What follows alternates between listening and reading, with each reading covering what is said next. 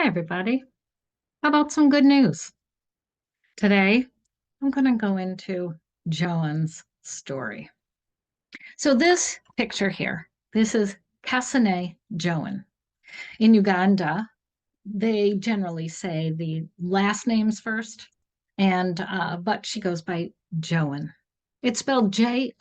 Here in the United States, we would probably call her Joan, but in Uganda, each vowel is pronounced separately, hence Joan. So Joan's birthday is coming up in February, February 9th. I thought she was going to be 30 years old, but she's going to be 29. So I want to tell you a little bit about her first 29 years that I know of. I don't know everything, okay? But I'm going to share what I do know. So sit back, relax. Let me tell you her story. So Joan grew up in a town called Bugembe in Uganda. So this is a town outside the city of Jinja. It's a town that today has one paved road going through it, going from one end of Uganda to the other. And off of that in Bugembe are all they're mud roads, they're dirt roads. When the rains come and washes away a lot of the roads, there are a lot of ruts. It is what it is. But this is the type of town that there is in Uganda. So when she was born, right about that time, from what I understand, her father died.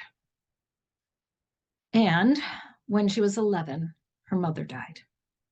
So I want you to just like put yourself in Uganda at this time. It's hot. It's always hot. It's right at the equator. Sometimes it rains a lot and it comes down in buckets. Sometimes it's just sunshine. Hot sunshine cools off in the evening, but it's generally hot. So this is kind of what it's like. In town, there are not big trees, there are smaller trees. It's very tropical, obviously. So you've got banana trees. You've got a lot of palm trees, things like that. This is town, so there's a lot of people. There are some vehicles, but not many. There are a few cars, a bunch of motorcycles, uh, lots of bicycles, but most people walk because they can. They can walk from place to place within town and get to where they need to go in a good amount of time, less than a half hour. Um, Along the roads, there are stands. So you basically buy whatever you need right along these roads. And life is simple. Life is fairly simple. So Joan grew up in this type of environment, a simple environment. Her mother loved her very, very much. And her mother was a woman of faith who believed that, God was in charge and that God will make everything all right, and taught Joan the same thing. The other thing she taught Joan was the value of an education, that it was very, very important for Joan to go to school and continue to go to school. And then her mom died. Today, when Joan tells about her mom, she still cries. You know, lots of tears, and you know how much she loves her mom and misses her mom. But yet her mom gave her this foundation, which allowed her to be who she is today.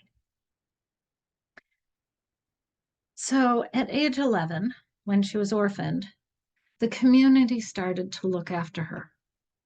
And she was extremely lucky because there was a group from outside Uganda, but right next door, okay, right next door in Kenya.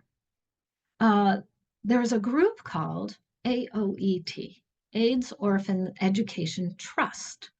And this group, led by uh, led by the Tushabis, um, they started this mission to help out AIDS orphans, to give them education, food, and medical uh, services. And this has helped so many kids. So Joan was sponsored by a woman named Kim. And so she was able to begin her education. And the best part is she was allowed to stay. She was allowed to complete her education. That doesn't happen a whole lot in Uganda. We'll talk at another time about the general culture. Today's story is about Joan. She was allowed to continue her education. And she not only did that, she was able to obtain 2 degrees, one as a social worker and one as an organizer, like she created an NGO, a non-government organization.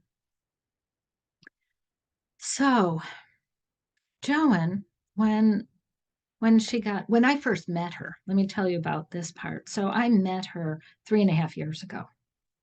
I met her on my first trip to Uganda, and we were staying at the Tushabi guest house. This was a whole team of about 12 people, and we had all come from the United States. We were there for a week and a half to do whatever we were asked. We don't go to tell them what to do or how to do it. We bring money, they get to figure out what they want to do with it, and we bring ourselves to do whatever they ask. So I met Joan on that first trip. She was working at the Tushabi house, doing, cooking, cleaning, whatever chores needed to be done. And the way that I really got to know her was because I was asked to say a blessing along with another person for a composter that we had brought and helped them construct. So here it is, the end of the week. I've gotten to know Joan a little bit. And so I thought, wouldn't it be cool if I would say the blessing in their local language, Luganda?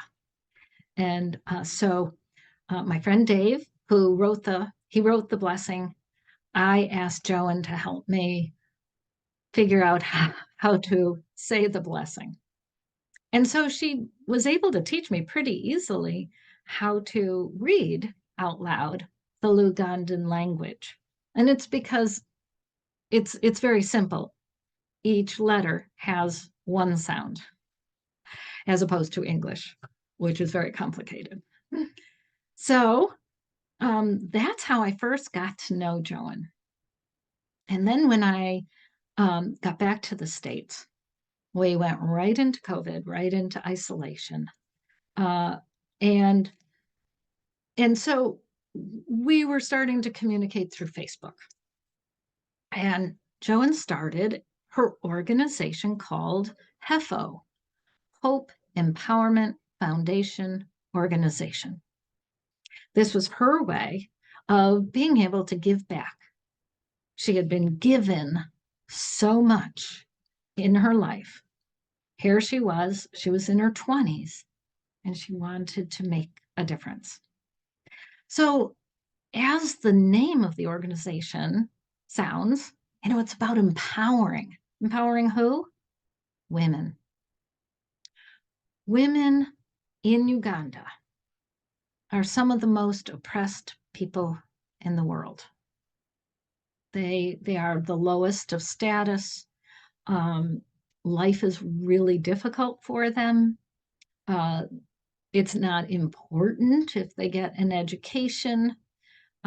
Sometimes the only way they develop a um, a life purpose is by getting married and having children. So Joan, in her mid-20s, was much older than a lot of girls who get married because a lot of times they'll get married at 14 and 15 and start having babies. And so she knew the example of not getting married right away and being able to work and give back in these ways. So she began Hope Empowerment Foundation organization just a couple of years ago, a few years ago, probably 3. And one of the first things she did was lease land in a remote village called Mugaluka.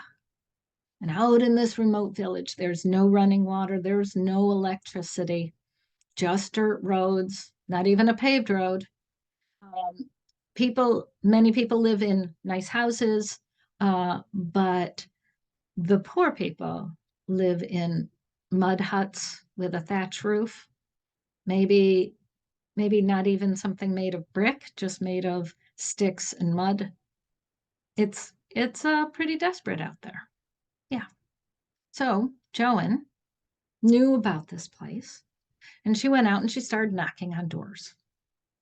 Hi, I'm Joan. Would you like to be empowered? These were women who were on their own and uh, had no money, no resources, no self-esteem is a biggie, and no hope. So she's knocking on doors. Would you like some hope?